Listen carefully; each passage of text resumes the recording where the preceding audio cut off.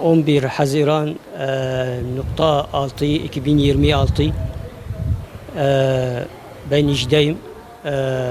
O çocuk komşular beni çağırdı. Dedi senin kızı düştü.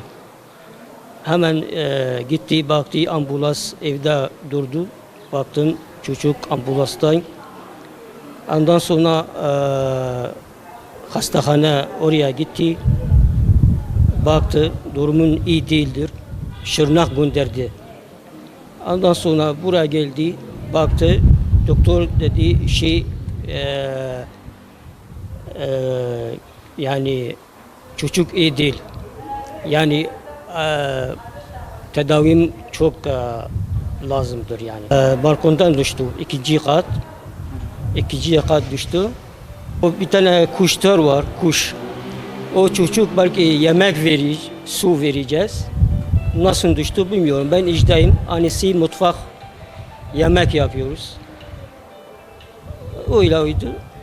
Baktı buraya Şırnak geldi. Şu an bekliyoruz. En son doktor diyor belki Diyarbakır göndereceğiz. Belki ameliyat yapacağız.